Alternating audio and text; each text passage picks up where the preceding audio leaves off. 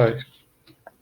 Today we're going to look at James 15, verses 14 to 17. You are my friends if you do what I command you. No longer do I call you slaves, for the slave does not know what his master is doing. But I have called you friends. For all things that I have heard from my Father, I have made known to you. You did not choose me, but I chose you and appointed you that you would go and bear fruit, and that your fruit would remain, so that whatever you ask of the Father in my name, he may give to you. This I command you, that you love one another. Last week we looked at what the new commandment was, to love the family of God by being willing to lay down one's life for the members of the family. This week, let's look a little further into this passage. After Christ gave us his new commandment, he told us that he no longer considered us slaves, servants, students, but that he called us friends. He was setting the stage for the example he was about to openly display.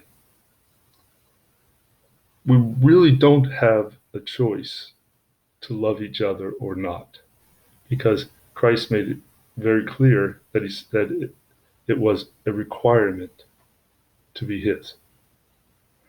How does not loving my Christian brothers affect my walk with God? Jesus called us friends. What is the difference between servants and friends? Jesus called us friends, no longer considering us servants, because a servant doesn't know the master's business. He doesn't have an interest. There's no investment into the business. He said he was letting us in on what the Father's business was. He was making us part of the Father's business, that we were going to be part of the business. What then is the Father's business? Jesus tells us throughout his ministry what the Father's business was about. But he not only did he tell us, but he showed us by demonstration. When he picks his disciples and started developing a relationship with them, he was showing love. When he did miracles, he was demonstrating compassion. When he taught with authority, he was displaying character, insight.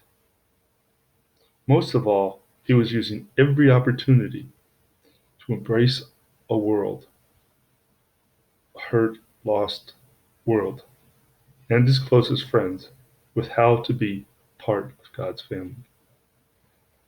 I believe that on that night, he was taking one last chance to help us understand that it was the act of love carried out to its uttermost that was real compassion, demonstration of true love.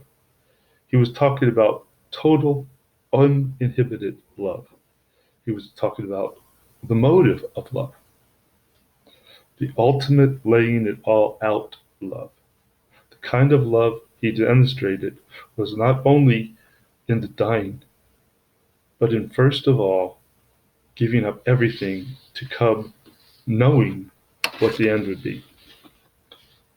How do we face this kind of love, this kind of all on the table love, and think what we show as love to each other is real? How would we be different if we wholeheartedly bought into this love? He tells us if we did, we would know an abundant life, a full life.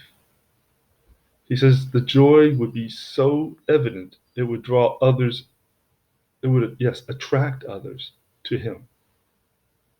If the fruit of the Spirit, love, joy, peace, those things that Christ showed, was fully producing in us, we would have no problem sharing it with those who are hungry, those who